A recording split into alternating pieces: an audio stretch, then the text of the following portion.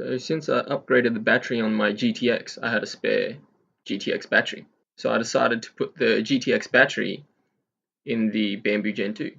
So all you gotta do, take everything apart. This is what it looks like once you take the battery enclosure off.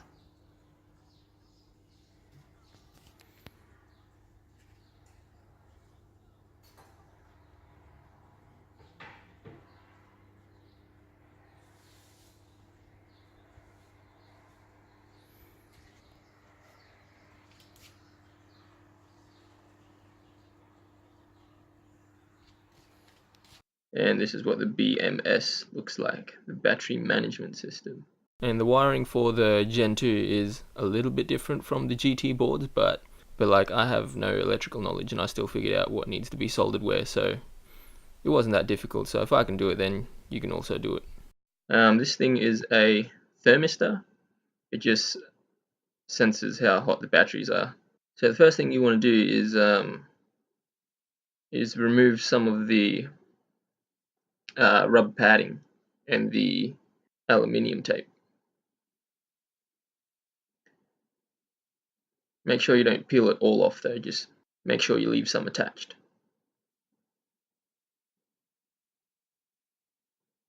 And then just grab something to scrape off as much of the rubber that's still stuck on the board.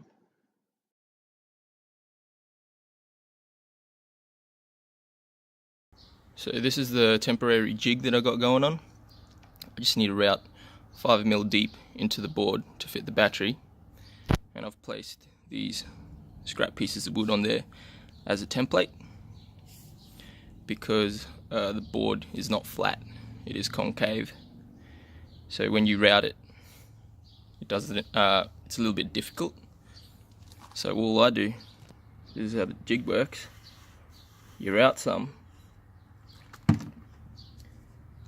and then you just move these pieces of wood over, and then just keep doing that until you reach the end. And all I've done here is put a bit of double-sided masking tape so it doesn't move. As you can see, it's turning out fairly decent.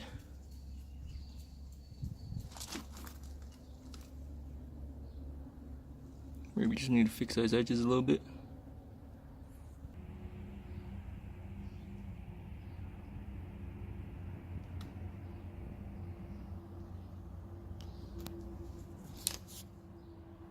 Once you've routed, just grab your aluminium tape and put it back on like it was before.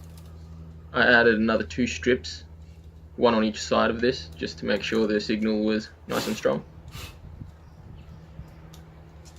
And then after the tedious process of routing my board, I find out that I didn't route deep enough, and there was still like a 3mm gap between the enclosure and the deck.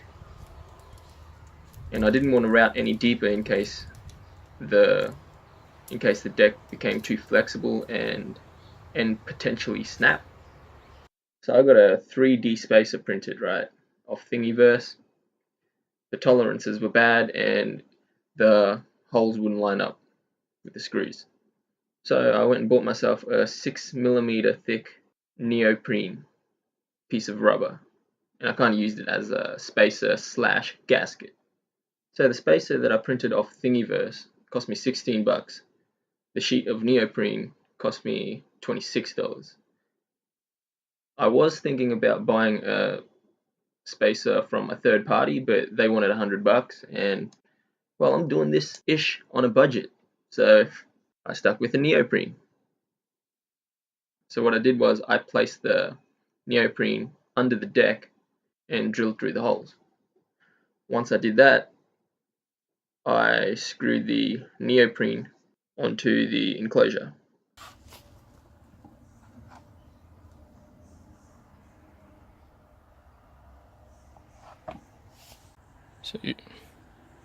So you just flip it over and then cut it out. So this is what it looks like after. Make sure you get a sharp Stanley knife because I had a blunt one and it was a little difficult. So now I just need to cut a hole around here so the battery will fit, and then she should be good to go.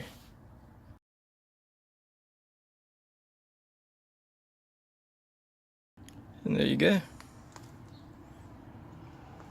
Snug fit.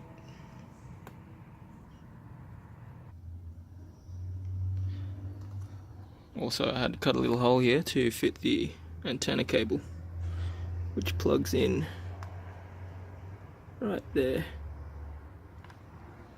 I also put double-sided tape between the battery and the enclosure because it was still rattling just a little bit, but once you put the double-sided tape there, rattles are gone.